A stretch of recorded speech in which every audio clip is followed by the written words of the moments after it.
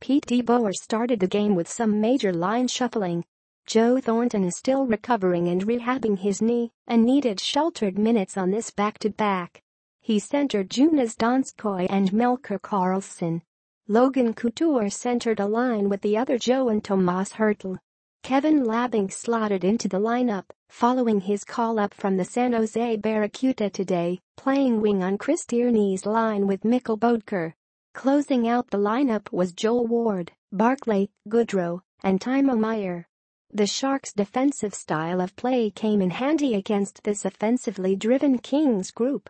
Limiting their chances was an important task, as both teams struggled to set up in the first, with the Kings edging the Sharks in shots with 8, compared to the Sharks' 4. As Tim Heed sat in the box for tripping, Dustin Brown made quick work of the power play opportunity and put the Kings on the board first.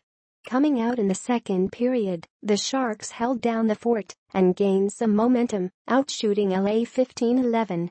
The power play is still struggling, the Sharks failing to convert on both Drew Doughty penalties in the first and second period, and a Nick Shore penalty in the third.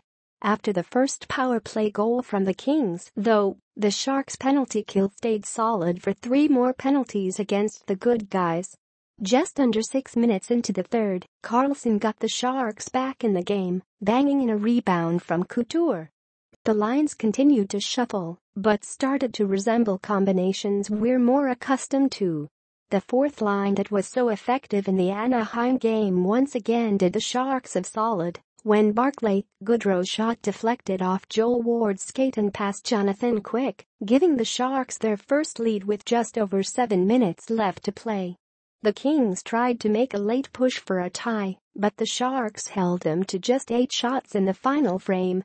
Despite the slow start, the Sharks picked up the pace and walked away from this weekend with 4 points, sitting third in the Pacific.